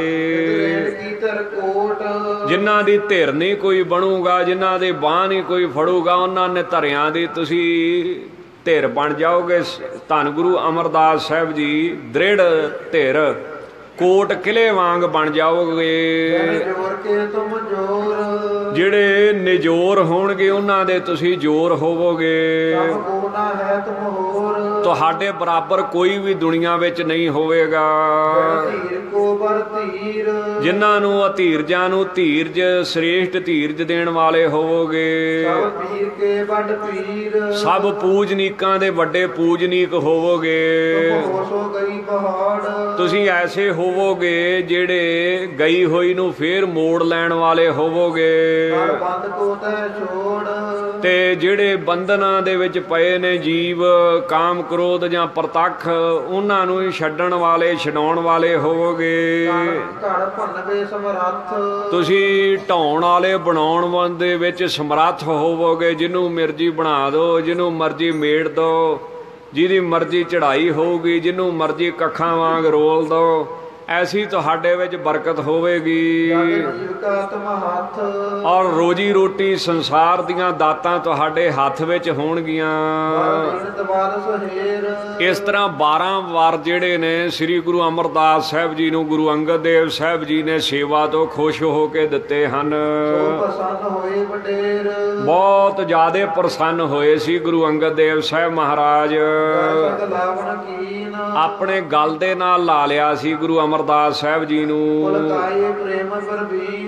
ਤਾਂ ਉਸ ਸਮੇਂ ਸਾਧ ਸੰਗਤ ਜੀ ਧੰਨ ਗੁਰੂ ਅਮਰਦਾਸ ਸਾਹਿਬ ਮਹਾਰਾਜ ਉਹਨਾਂ ਦੇ ਪ੍ਰੇਮ ਵਿੱਚ ਰੋਮ ਜਿਹੜੇ ਸਨ ਉਹ ਖੜੇ ਹੋ ਗਏ ਸਨ। ਇਹ ਅਵਸਥਾ ਮੰਨੀ ਗਈ ਹੈ ਨਾ, ਜਿਵੇਂ ਕੁਝ ਲੋਕ ਕਹਿ ਦਿੰਦੇ ਆ ਵੀ ਪਹਿਲਾਂ ਰੱਬ ਵਿਖਾਓ ਫੇਰ ਬੰਦਗੀ ਕਰਾਂਗੇ।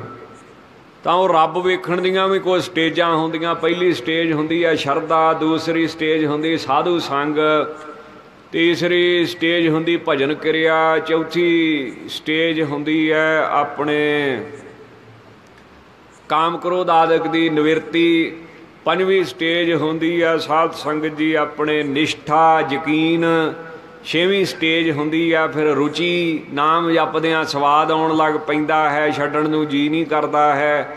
ਸੱਤਵੀਂ ਸਟੇਜ ਹੁੰਦੀ ਆ ਅਸਕਤੀ, ਜਿਵੇਂ ਲੋਭੀ ਬੰਦੇ ਦਾ ਪੈਸੇ 'ਚ ਚਿੱਤ ਫਸਿਆ ਰਹਿੰਦਾ ਵਾ, ਮਰ ਜੂਗਾ ਪੈਸਾ ਨਾ ਛੱਡੂ, ਇਸੇ ਤਰ੍ਹਾਂ ਆਖਾਂ ਜੀਵਾਂ ਬਿਸਰਿਆ ਮਰ ਜਾਊ, ਨਾਮ ਨਾ ਛੱਡੂਗਾ ਮਰ ਜਾਊਗਾ, ਸਿੱਖੀ ਨਾ ਛੱਡੂਗਾ ਕੇਸ ਨਾ ਕਟਾਊਗਾ, ਅਰੋਮਾਂ ਦੀ ਬੇਅਦਬੀ ਨਾ ਕਰੂਗਾ, ਭਾਵੇਂ ਬੰਦ ਕੱਢ ਦੇਣ ਭਾਵੇਂ ਮਾਰ ਦੇਣ, ਜਿਉਂਦੇ ਦੇ ਦੋ ਫਾੜ ਕਰ ਦੇਣ। ਅਸਕਤੀ ਬਣ ਜਾਂਦੀ ਆ, ਜਿਵੇਂ ਕਾਮੀ ਬੰਦੇ ਦੀ ਇਸਤਰੀ 'ਚ ਸ਼ਕਤੀ ਹੁੰਦੀ ਨਾ, ਤੁਰਦਿਆਂ ਬਿਰਦਿਆਂ ਉਹਨੂੰ ਬਸ ਇਸਤਰੀ ਚੇਤੇ ਆਉਂਦੀ ਰਹਿੰਦੀ ਆ। ਇੱਦਾਂ ਮਹਾਰਾਜ ਦੇ ਨਾਮ ਦੇ ਵਿੱਚ ਸਾਧ ਸੰਗਤ ਜੀ ਉਹਦੀ ਅਸਕਤੀ ਬਣ ਜਾਂਦੀ ਹੈ। 8ਵੀਂ ਸਟੇਜ ਹੁੰਦੀ ਆ ਭਾਵ, ਜਦੋਂ ਅੱਖਾਂ ਵਿੱਚੋਂ ਅਥਰੂ ਵਗਣ ਲੱਗ ਪੈਂਦੇ ਹਨ, ਕਦੀ ਪ੍ਰੇਮ ਵਿੱਚ ਹੱਸਣ ਲੱਗ ਪੈਂਦਾ, ਕਦੀ ਪ੍ਰੇਮ ਵਿੱਚ ਰੋਣ ਲੱਗ ਪੈਂਦਾ। ਰੰਗ ਹੱਸੈ ਰੰਗ ਰੋਵੈ ਚੁੱਪੀ ਕਰ ਜਾਹੇ, ਪ੍ਰਵਾਹ ਨਹੀਂ ਕਿਸੇ ਕਰੀ ਬਾਤ ਸੱਚੇ ਨਾ। ਤਾਂ ਇਸ ਤਰ੍ਹਾਂ ਸਾਧ ਸੰਗਤ ਜੀ ਜਦੋਂ ਇਸ ਅਵਸਥਾ ਵਿੱਚ ਪਹੁੰਚਦਾ ਹੈ ਫਿਰ ਉਹਨੂੰ ਵਾਹਿਗੁਰੂ ਪਰਮੇਸ਼ਰ ਦੇ ਦਰਸ਼ਨ ਜਿਹੜੇ ਨੇ ਹੋਣ ਲੱਗ ਪੈਂਦੇ ਹਨ। ਤਾਂ ਐਸੀ ਅਵਸਥਾ ਸੀ ਗੁਰੂ ਅਮਰਦਾਸ ਸਾਹਿਬ ਜੀ ਦੇ। ਰੁਮਾਵਲੀ ਜਿਹੜੀ ਆ ਉਹਨਾਂ ਦੀ ਖੜੀ ਹੋ ਗਈ ਪ੍ਰੇਮ ਦੇ ਵਿੱਚ, ਗਲ ਭਰ ਆਇਆ। ਮਹਾਰਾਜ ਨੇ ਆਖਿਆ ਅੱਜ ਤੋਂ ਬਾਅਦ ਤੁਸੀਂ ਮੇਰੇ ਰੂਪ ਹੋ, ਮੇਰਾ ਸਰੀਰ ਹੋ, ਮੇਰਾ ਹੀ ਰੂਪ ਬਣ ਚੁੱਕੇ ਹੋ। ਜਿਵੇਂ ਪਾਣੀ ਜਿਹੜਾ ਨਦੀ ਜਿਹੜੀ ਗੰਗਾ 'ਚ ਮਿਲ ਕੇ ਗੰਗਾ ਦਾ ਰੂਪ ਹੋ ਜਾਂਦੀ ਹੈ, ਜਿਵੇਂ ਬੂੰਦਾਂ ਸਮੁੰਦਰ ਵਿੱਚ ਡਿੱਗ ਕੇ ਸਮੁੰਦਰ ਦਾ ਹੀ ਰੂਪ ਬਣ ਜਾਂਦੀਆਂ ਹਨ, ਇੱਦਾਂ ਸਿੱਖ ਸੇਵਕ ਬਾਣੀ ਪੜ੍ਹ ਪੜ੍ਹ ਕੇ ਸਿਮਰਨ ਕਰ ਕਰਕੇ ਮਹਾਰਾਜ ਦਾ ਰੂਪ ਹੀ ਹੋ ਜਾਂਦੇ ਹਨ। ਇਸ ਤਰ੍ਹਾਂ ਗੁਰੂ ਅੰਗਦ ਦੇਵ ਸਾਹਿਬ ਨੇ ਕਿਹਾ ਤੇਰਾ ਤੇ ਮੇਰਾ ਇੱਕ ਰੂਪ ਹੈ, ਦੋਵਾਂ ਵਿੱਚ ਫਰਕ ਨਹੀਂ ਕੋਈ ਰਹਿ ਗਿਆ।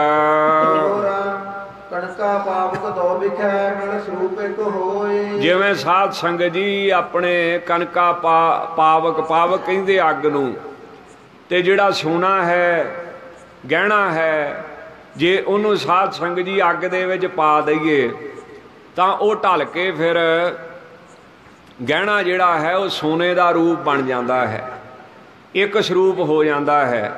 ਇਸੇ ਤਰ੍ਹਾਂ ਮਹਾਰਾਜ ਕਹਿੰਦੇ ਤੁਸੀਂ ਸਾਡਾ ਸਰੂਪ ਬਣ ਚੁੱਕੇ ਹੋ। ਜਾਂ ਫਿਰ ਅੱਗ ਦਾ ਜਿਹੜਾ ਕਣਕਾ ਚੰਗਿਆੜਾ ਹੈ, ਜਿਵੇਂ ਸ੍ਰੀ ਗੁਰੂ ਗੋਬਿੰਦ ਸਿੰਘ ਮਹਾਰਾਜ ਜੀ ਕਹਿੰਦੇ ਹਨ, ਤੈਸੇ ਵਿਸ਼ਵ ਭੂਤ ਤੇ ਅਭੂਤ ਭੂਤ ਪ੍ਰਗਟ ਹੋਏ, ਤਾਹੀ ਤੇ ਉਪਜ ਸਭੇ ਤਾਹੀ मैं समाहेंगे।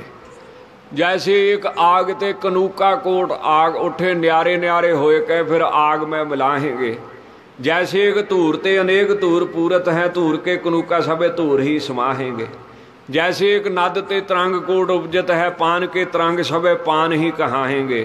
तैसे विश्व रूप ते अभूत भूत प्रगट होए, ताही ते उपज सभे ताही मैं समाहेंगे। ਜਿਵੇਂ ਇੱਕ ਅੱਗ ਤੋਂ ਕਿੰਨੇ ਚੰਗਿਆੜੇ ਨਿਕਲਦੇ ਹਨ, ਤਾਂ ਸਾਧ ਸੰਗਤ ਜੀ ਉਹ ਫਿਰ ਅੱਗ ਦੇ ਵਿੱਚ ਹੀ ਉਹਦਾ ਰੂਪ ਹੋ ਜਾਂਦੇ ਹਨ। ਜਿਵੇਂ ਮਿੱਟੀ ਤੋਂ ਕਿੰਨੇ ਕਣ ਉੱਠਦੇ ਹਨ, ਮਿੱਟੀ ਦੇ ਵਿੱਚ ਮਿਲ ਕੇ ਮਿੱਟੀ ਦਾ ਹੀ ਰੂਪ ਹੋ ਜਾਂਦੇ ਹਨ। ਜਿਵੇਂ ਇੱਕ ਪਾਣੀ ਤੋਂ ਕਿੰਨੀਆਂ ਲਹਿਰਾਂ ਬੁੱਧਬਦੇ ਝੱਗ, ਪਰ ਉਹ ਪਾਣੀ ਦਾ ਰੂਪ ਹੀ ਹੁੰਦੇ ਨੇ। ਇਸੇ ਤਰ੍ਹਾਂ ਮਹਾਂਪੁਰਖ ਜਿਹੜੇ ਨੇ ਉਹ ਪਰਮੇਸ਼ਰ ਤੋਂ ਪ੍ਰਗਟ ਹੁੰਦੇ ਹਨ ਤੇ ਪਰਮੇਸ਼ਰ ਦਾ ਹੀ ਰੂਪ ਹੋ ਜਾਂਦੇ ਹਨ। ਤਾਂ ਇੱਥੇ ਮਹਾਰਾਜ ਨੇ ਦ੍ਰਿਸ਼ਟਾਂਤ ਵਰਤਿਆ, ਕਵੀ ਭਾਈ ਸੰਤੋਖ ਸਿੰਘ ਜੀ ਮਹਾਰਾਜ, ਅੱਗ ਦਾ ਚੰਗਿਆੜਾ ਜਿਵੇਂ ਮਹਾਨ ਅੱਗ 'ਚ ਬਨ ਅਗਨੀ ਦੇ ਵਿੱਚ ਮਿਲ ਕੇ ਇੱਕ ਰੂਪ ਹੋ ਜਾਂਦਾ ਹੈ। इस तरह सतगुरु श्री गुरु अमरदास साहब सेवा कर करके गुरु अंगद देव साहब नाल एक रूप हो गए। इस तरह तुसी ते असी एक रूप हो गए हाँ, भेद फर्क ना जानेगा कोई। हुण असी तेरे शरीर विच प्रवेश हो के बड़े विशेष काम करने ने दुनिया विच। इस तरह सेवा दे विच वेख लो किन्नी बरकत हुंदी आ। प्रसन्न हो के गुरु अमरदास साहब नूं अपना रूप बना लिया ते श्री गुरु अमरदास साहब जी दी कीती हुई सारी सेवा जिहड़ी सी ਉਹ ਸਫਲ ਹੀ ਕਰ ਦਿੱਤੀ। ਇਸ ਕਰਕੇ ਭਾਈ ਜਿਹੜਾ ਵੀ ਸੇਵਾ ਕਰੂਗਾ ਸਿਮਰਨ ਕਰੂਗਾ ਉਹਦੀ ਘਾਲ ਕਦੀ ਨਿਫਲ ਨਹੀਂ ਜਾਂਦੀ ਗੁਰੂ ਮਹਾਰਾਜ ਦੇ ਕੋਲ। ਜਿੱਦਾਂ ਕੋਈ ਸੇਵਾ ਕਰੂਗਾ ਉਹਨੂੰ ਮਨ ਬਾਂਛਿਤ ਪਦਾਰਥ ਜਿਹੜਾ ਪ੍ਰਾਪਤ ਹੁੰਦਾ ਹੈ। ਸਾਧ ਸੰਗਤ ਜੀ ਦੇਖ ਲਓ, ਇੱਕ ਪੌਦੇ ਨੂੰ ਲਾ ਲਈਏ ਘਰ ਦੇ ਵਿੱਚ, ਉਹਦੀ ਸੇਵਾ ਕਰਦੇ ਰਹੀਏ ਤੇ ਇੱਕ ਦਿਨ ਉਹਨੂੰ ਵੀ ਫਲ ਲੱਗ ਜਾਂਦਾ ਹੈ। ਤੇ ਰੱਬ ਦਾ ਸਿਮਰਨ ਕਰੋਗੇ, ਮਹਾਰਾਜ ਦੀ ਸੇਵਾ ਕਰੋਗੇ। ਸੰਤ ਈਸ਼ਰ ਸਿੰਘ ਜੀ ਰਾੜਾ ਸਾਹਿਬ ਵਾਲੇ ਕਹਿੰਦੇ ਸੀ ਉਹਦਾ ਫਲ ਨਾ ਮਿਲੂਗਾ ਤੁਹਾਨੂੰ। ਇੱਕ ਦਰਖਤ ਦਾ ਪੌਦਾ ਲਾ ਲਿਆ, ਬੂਟਾ ਲਾ ਲਿਆ, ਗਿੜਕ ਬੀਜ ਲਈ, ਬੀਜ ਬੀਜ ਲਿਆ, ਉਹ ਹੌਲੀ ਹੌਲੀ ਵੱਡਾ ਹੁੰਦਾ, ਕਿੰਨਾ ਟਾਈਮ ਲੱਗ ਜਾਂਦਾ, 10 ਸਾਲ 15 ਸਾਲ, ਤੇ ਫਿਰ ਇੱਕ ਦਿਨ ਉਹਨੂੰ ਵੀ ਫਲ ਪੈਂਦਾ ਹੈ। ਤੇ ਜਿਹੜੇ ਸਿਮਰਨ ਕਰਦੇ ਉਹਨਾਂ ਨੂੰ ਕਿਉਂ ਨਾ ਫਲ ਮਿਲੇਗਾ। ਇਸ ਕਰਕੇ ਗੁਰੂ ਜੀ ਦੇ ਪਾਸ ਕਿਸੇ ਦੀ ਵੀ ਘਾਲ ਕਮਾਈ ਨਿਫਲ ਨਹੀਂ ਜਾਂਦੀ। ਜਿਸ ਤਰ੍ਹਾਂ ਕੋਈ ਸੇਵਾ ਕਰਦਾ ਮਨ ਬਾਂਛਤ ਉਹਨੂੰ ਮਿਲ ਜਾਂਦੀ ਹੈ। ਇਸ ਤਰ੍ਹਾਂ ਫਿਰ ਸ੍ਰੀ ਗੁਰੂ ਅਮਰਦਾਸ ਸਾਹਿਬ ਜੀ ਦੇ ਸੀਸ ਉੱਤੋਂ ਜਿਹੜੀਆਂ ਦਸਤਾਰਾਂ, ਜਿਹੜੇ ਸਰੋਪੇ ਬੰਨੇ ਸੀ ਨਾ, ਇੱਕ ਇੱਕ ਸਰੋਪਾ ਮਿਲਦਾ ਸੀ, ਬੰਨ ਲੈਂਦੇ ਸਨ, ਉਹ ਲਾਏ ਹਨ ਮਹਾਰਾਜ ਨੇ। ਜਿਹੜੇ ਸਾਧ ਸੰਗਤ ਜੀ 11 ਸਾਲਾਂ ਤੋਂ ਧਾਰਨ ਕੀਤੇ ਸੀ ਸੀਸ ਉੱਪਰ, ਜਿਹਦੇ ਵਿੱਚ ਕੀੜੇ ਪੈ ਚੁੱਕੇ ਸਨ, ਤਾਂ ਸਤਿਗੁਰੂ ਜੀ ਨੇ ਮਹਾਰਾਜ ਜੀ ਦੀ ਆਗਿਆ ਸੁਣ ਕੇ ਉਹ ਆਪਣੇ ਸੀਸ ਤੋਂ ਲਾਇਆ ਹੈ। ਵੇਖ ਲਓ 12 ਸਾਲ ਗੁਰੂ ਅੰਗਦ ਦੇਵ ਸਾਹਿਬ ਦਾ ਇਸ਼ਨਾਨ ਕਰਾਇਆ। ਅੱਜ ਗੁਰੂ ਅੰਗਦ ਦੇਵ ਸਾਹਿਬ ਨੇ ਸਿੱਖਾਂ ਨੂੰ ਕਹਿ ਕੇ ਗੁਰੂ ਅਮਰਦਾਸ ਸਾਹਿਬ ਦਾ ਇਸ਼ਨਾਨ ਕਰਾਇਆ ਤੇ ਨਵੇਂ ਬਸਤਰ ਜਿਹੜੇ ਸੀ ਉਹ ਸਰੀਰ ਤੇ ਪਹਿਨਾਏ ਤੇ ਸਾਰੀਆਂ ਸੰਗਤਾਂ ਨੂੰ ਸੱਦ ਕੇ ਕਹਿ ਦਿੱਤਾ ਇਹਨਾਂ ਨੂੰ ਮੈਂ ਆਪਣੀ ਜਗ੍ਹਾ ਤੇ ਤੀਸਰੇ ਗੁਰੂ ਬਣਾਉਣ ਲੱਗਾ ਹਾਂ। ਗੁਰਤਾ ਗੱਦੀ ਦੇਖ ਕੇ ਪ੍ਰਸੰਨ ਹੋ ਰਿਹਾ ਹਾਂ। ਇਸ ਤਰ੍ਹਾਂ ਸਾਰੀਆਂ ਸੰਗਤਾਂ ਨੂੰ ਦੱਸ ਦਿੱਤਾ ਇਹ ਮੇਰਾ ਹੁਣ ਸਰੂਪ ਸੰਸਾਰ ਦੇ ਵਿੱਚ ਸ਼ੋਭਾ ਪਾਉਣਗੇ। ਇਹਨਾਂ ਵਿੱਚ ਤੇ ਮੇਰੇ ਵਿੱਚ ਕੋਈ ਫਰਕ ਨਹੀਂ ਹੈ। ਇਹ ਹੈ ਤਾਂ ਇੱਕ ਹੀ ਅਸੀਂ, ਪਰ ਸਰੀਰ ਸਾਡੇ ਦੋ ਵੱਖਰੇ ਹਨ। ਇਸ ਤਰ੍ਹਾਂ ਸਾਧ ਸੰਗਤ ਜੀ ਪ੍ਰਗਟ ਕੀਤੇ ਸੀ ਸੰਗਤ ਵਿੱਚ ਮਹਾਰਾਜ ਨੇ। ਸਭ ਨੂੰ ਪਤਾ ਲੱਗ ਗਿਆ ਕਿ ਤੀਸਰੇ ਗੁਰੂ ਅਮਰਦਾਸ ਸਾਹਿਬ ਬਣਨਗੇ, ਹੋਰ ਕੋਈ ਨਹੀਂ ਬਣੇਗਾ। ਤਾਂ ਫਿਰ ਬੋਲੇ ਨੇ ਚੰਦਰਮਾ ਵਰਗੇ ਮੁਖ ਤੋਂ ਅੰਮ੍ਰਿਤਮਈ ਸੁਧਾ ਕਿਰਨਾਂ ਵਰਗੇ ਬਚਨਾਂ ਨਾਲ। ਬੜੇ ਬਚਨ ਕੀਤੇ ਧੰਨ ਗੁਰੂ ਅੰਗਦ ਦੇਵ ਸਾਹਿਬ ਸੱਚੇ ਪਾਤਸ਼ਾਹ ਗਰੀਬ ਨਵਾਜ਼ ਜੀ ਨੇ ਅੰਮ੍ਰਿਤ ਜੈਸੇ ਬਚਨ ਬੋਲੇ। ਸਾਧ ਸੰਗਤ ਜੀ ਹੁਣ ਸਮਾਂ ਇਸ ਤੋਂ ਅੱਗੇ ਜਾਣ ਦੀ ਇਜਾਜ਼ਤ ਨਹੀਂ ਦਿੰਦਾ ਹੈ, ਸੋ ਇੱਥੇ ਹੀ ਕਥਾ ਦੀ ਸਮਾਪਤੀ ਹੈ। ਕੱਲ੍ਹ ਦਾ ਦੀਵਾਨ ਜਿਹੜਾ ਹੈ ਚੱਕ ਰਾਜੂ ਸਿੰਘ ਵਿਖੇ ਹੈ, ਸੋ ਉੱਥੇ ਸੰਗਤਾਂ ਨੇ ਹਾਜ਼ਰੀ ਭਰਨੀ ਹੈ। ਬਾਕੀ ਬੇਨਤੀਆਂ ਸਤਿਕਾਰਯੋਗ ਇੱਥੇ ਹੋਰ ਵੀ ਮਹਾਂਪੁਰਖ ਪਹੁੰਚੇ ਨੇ।